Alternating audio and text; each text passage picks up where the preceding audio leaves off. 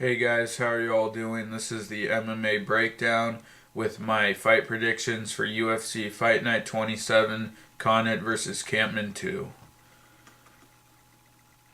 We got right into it on the Facebook preliminary card. Lightweight bout Roger Bowling versus Abel Trujillo. I'm going with Trujillo. I think he could win either by TKO or decision.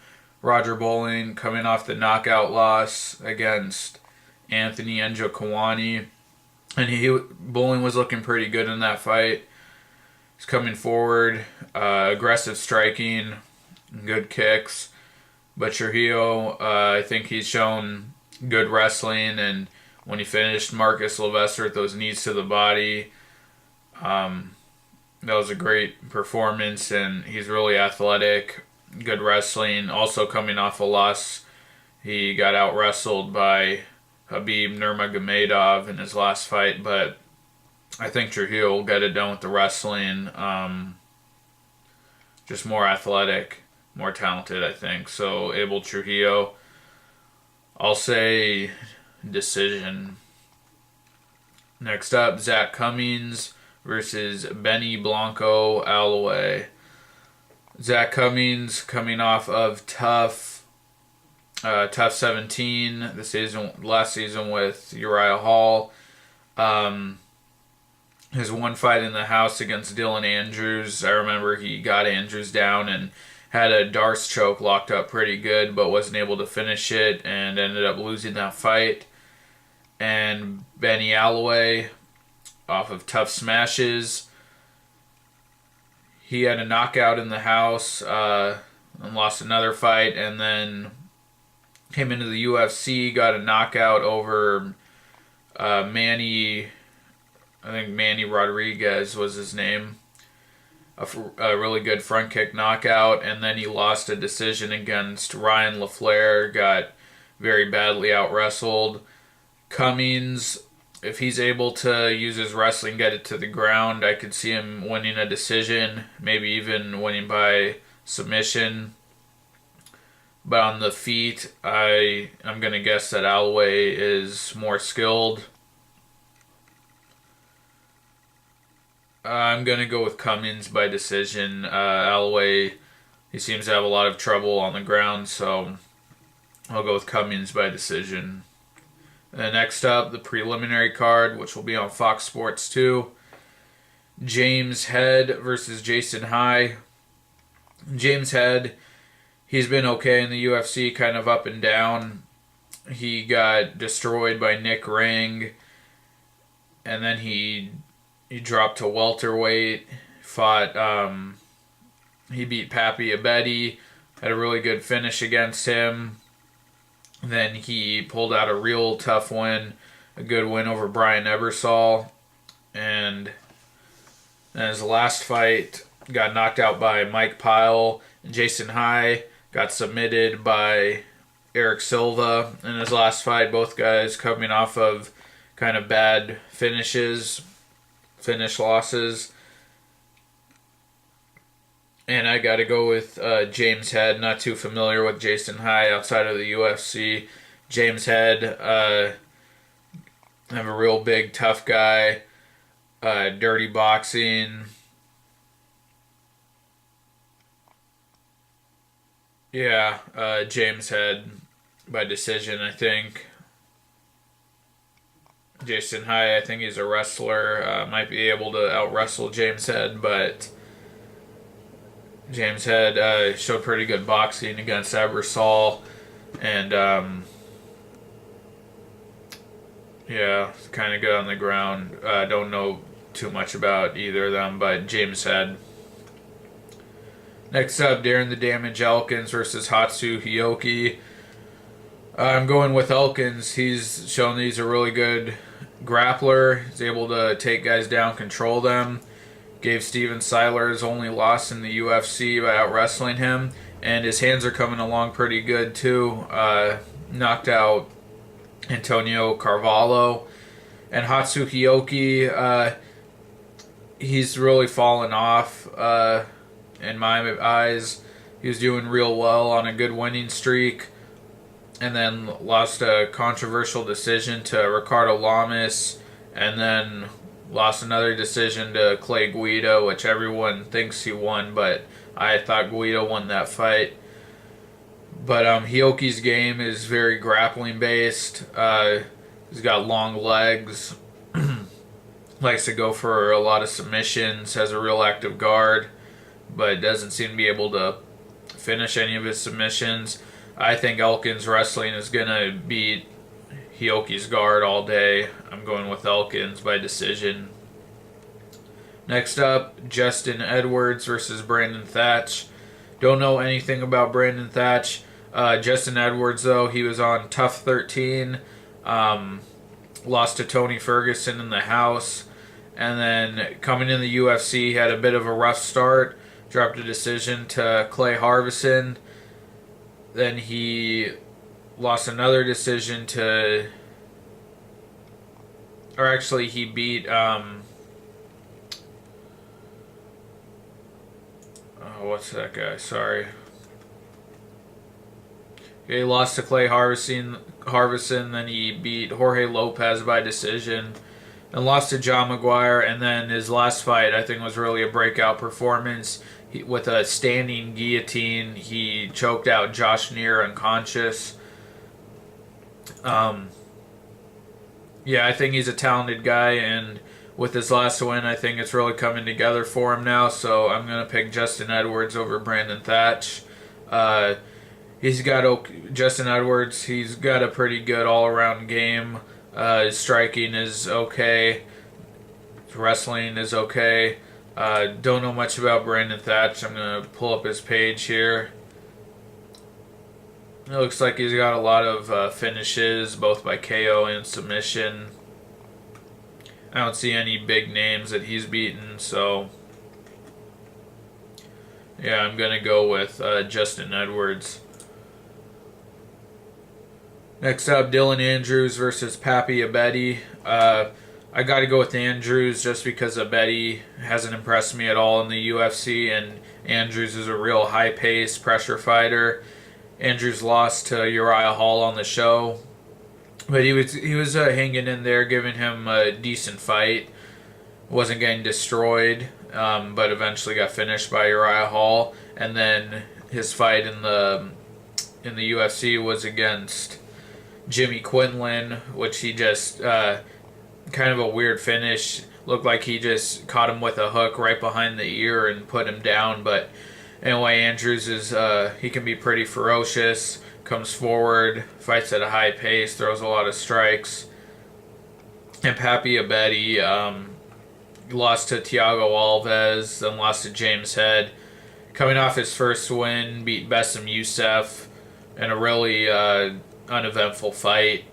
So I just think Andrews is going to get it done with pressure and aggressive striking. I got to go with Dylan Andrews.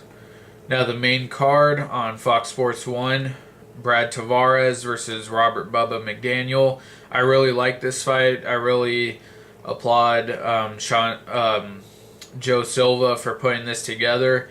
I don't like seeing all these guys coming off the Tough show. I don't like to see them fighting other guys coming off the Tough show. I'd rather see them fight guys who are already a little bit established in the UFC. And even though Tavares is a tough veteran, I think this is a really good test for McDaniel, putting him up against a guy who has a few wins in the UFC. Tavares, he's a pretty good fighter. His problem is he hasn't looked incredible. He's yet to get, well, he has one finish in the UFC, but that came against Phil Baroni. The wins he's had, he outboxes, out-kickboxes his opponents. Has a win over Seth Baczynski, Dongyi Yang, Tom Kong Watson, and Ricky Fukuda. None of these guys are really top-level opponents. They're okay, though, and Tavares, he's looked good against them. He's got pretty decent kickboxing, although he hasn't been able to really finish anyone, and his takedown defense is pretty decent. His only loss in the UFC has been to Aaron Simpson, where he got out wrestled. But even in that fight, he was showing some pretty good takedown defense. Robert McDaniel on the show, I thought he just broke down mentally. But in that first fight with Kelvin Gastelum, he was showing some pretty good skill on the ground. He got some reversals. His guard looked pretty good, but eventually got choked out. And then in the UFC, in the finale, he fought Gilbert Smith, submitted him with the triangle armbar. So the guy's pretty capable on the ground. I'm not too sure about McDaniel's hands. Haven't seen much of them. We didn't get to see much on the show. I think Brad Tavares will outpoint him all day if they just kickbox. But if McDaniel can get this to the ground, which I think is what he's going to try to do, I think it could be interesting. And I could see him maybe getting a submission if he gets Tavares on the ground. But I'm going to go with Tavares by decision. Next up, bantamweight, Takeya Mitsugaki versus Eric Perez. Eric El Goyito Perez. Eric Perez, they're really giving this guy the star treatment. He has 3 wins in the UFC so far, I believe. Yeah.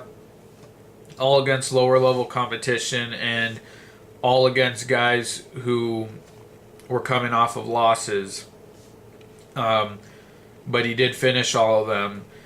And in the first round as well. So still pretty impressive. Takeya Mitsugaki, though, huge huge step up in competition. Takeya Mitsugaki is a real solid guy. He's got decent striking, pretty good takedowns.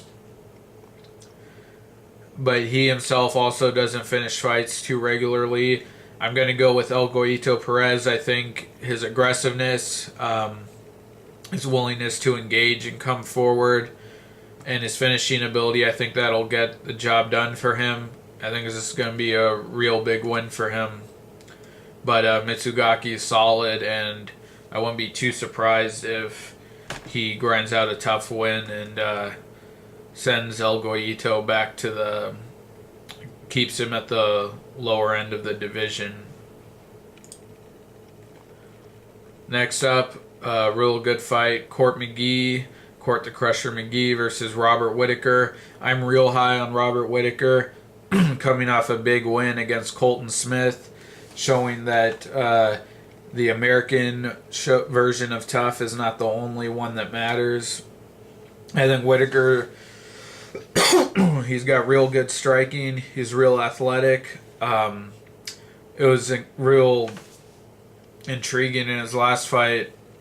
He had his hand up against his chin, and he had his front hand down by his lead leg, and it looked so weird. But he said he was doing that to keep his hand by his leg to fend off the takedown, and it seemed to work for him. Colton Smith, I don't think he took him down once in that fight. But Whittaker did eat a big punch in that fight, got dropped, but ended up just outstriking Colton and getting the knockout win. But Whittaker, I think he'll have the speed advantage. Court McGee, second fight at welterweight, coming off a win over Josh Neer where he looked pretty good, not incredible. Court McGee, though, he's got the wrestling. I don't know if it's good enough to take Whittaker down and win the fight just on wrestling. It might be, but if Whittaker, comes in with that stance again, who knows, that might actually be a real, we might see other guys start doing that if that works out well for him. But Court McGee, his striking, it's okay. He, in the UFC, hasn't really put anyone down with his striking. And I think the drop to welterweight for him is just unnecessary. He got robbed in his last fight at middleweight against Nick Ring. I thought it was one of the worst decisions ever. A lot of people don't talk about it too much, but I'm high on Robert Whittaker. I think he's a rising star. Court McGee's real tough. I'm going to go with Whittaker. I think he might be able to get the finish, but wouldn't be surprised if McGee won. Next up, welterweight, we have Kelvin Gastelum versus Brian Melanson. Kelvin Gastelum, tough winner, coming off a hard-fought decision win over Uriah Hall. And Brian Melanson coming off just an incredible performance that blew me away, just destroying Seth Baczynski. I think Melanson was 5'8", and Baczynski is like 6'3", and he just knocked him. It was a real gangster beatdown, just seeing a short guy like that beating the crap out of this giant. But this is a real unpopular pick, but I have to go with Melanson. He just blew me away in his last fight. He showed incredible power, real fast hands, and decent wrestling as well. He took down Seth Baczynski, had a good single leg takedown. Kelvin Gastelum, though, he's got good hands himself. He had a knockout of Colin Hart on the show. He's willing to brawl and engage, and he's got good wrestling too. I think he might have the better wrestling, and I can see why everyone's picking Gastelum. I think he's real good too, but Melanson, those hands just looked incredible, and he's more seasoned than Gastelum, having fought in Strikeforce. I think he's going to surprise a lot of people and beat Gastelum here. I do, but both guys are really good. I could see either of them winning, but I'm going to go with Melanson. Next up, Donald Cerrone versus Rafael dos Anjos. Donald Cerrone, when this guy's on, he is on. He's a killer. He is the elite of the division, but he has these really weird performances, like his last fight. Even though he won against KJ Noons, he just didn't have that killer instinct and got his face all busted up by a guy I think he should have just ran through.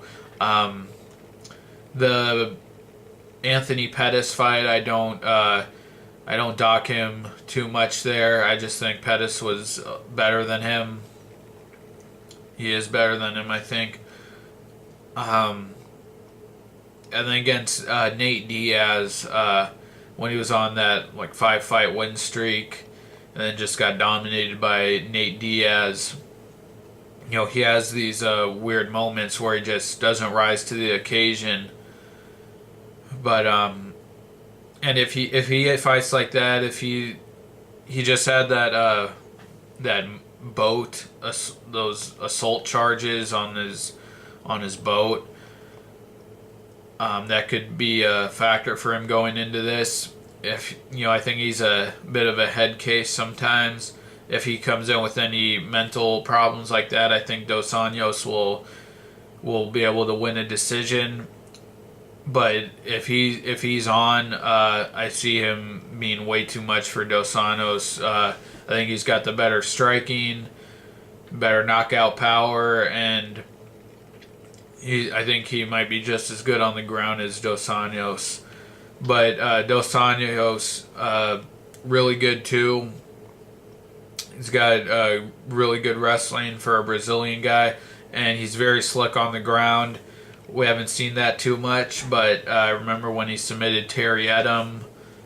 He's got real good jiu-jitsu, and his hands have come a long way. He's put people down with strikes. George Soteropoulos. He put what was that guy's name? Kamal Shalarus put him down with a head kick. But his last fight against Evan Dunham, I thought it was really close. I thought he lost, but it wasn't a good performance for him. And if he fights like that, I see Cerrone winning. So I'm going to go with Cerrone, but like I said, can't completely trust him. He's had some head problems, so I could see Dos Anjos winning, but I'll go with Cerrone. And then the main event, Carlos Condit versus Martin Kampmann. I never saw the first fight. It took place before I started watching UFC. But I think this is Condit's fight to win. Kampmann, real good, an elite guy. Just doesn't seem to have that. He doesn't really rise to the occasion when he gets a big fight. His last fight against Hendricks got KO'd pretty quickly. I think he was real fortunate to get the win over Ellenberger. I think Ellenberger was really beating him in that fight. Again, losing to Thiago Alves before he won that fight. Has a win over Rick Story, and then has lost two real controversial decisions to Diego Sanchez and Jake Shields. But Martin Kampmann is a good fighter. He's real skilled. He's got real good top control if he gets you down, and he's got really technical striking. He's just a really slow starter. He usually takes a beating before he gets going, and I don't think that's going to work against Condit. Condit usually comes out of the gate real hot, comes forward, aggressive striking. I think Condit's striking is just going to be too much for Kampmann. Condit's he's really good in the sense that his striking is really technical, but he uses that his technical striking to kind of he has kind of a brawler mentality, but he can still remain technical. Condit all the way. Condit's coming off of 2 decision losses to the champ GSP, where he put up a great fight, nearly knocked him out, and then got out wrestled again by Johnny Hendricks, where he also was turning it on late. Looked like he might have been able to finish Hendricks, but Condit's in desperate need of a win. So is Kampmann, but I think Condit's striking is just going to be too good for Kampmann. If Kampmann gets it to the ground, which I think he could, I think it could be interesting because he does have real good top control. When he fought Rick Story, he was able to hold Story down, who's a pretty big guy and a wrestler. But Condit's got such a dangerous guard, I don't know if it'll matter, but that's why it's interesting. But I think Condit's going to win by knockout. So those are my predictions and my breakdown for UFC Fight Night 27, Condit versus Kampmann 2. Thanks a lot for watching, guys. Please like the video, comment if you want to challenge me on any of the picks I made. Please subscribe and stay tuned for my UFC 164 breakdown video. And I'll be doing recap videos after each card, so definitely keep an eye out for those. Going to do a recap for this one probably close to the end of the week, and then the following week my recap for 164, so definitely keep an eye out for those. Take care, you guys. See ya.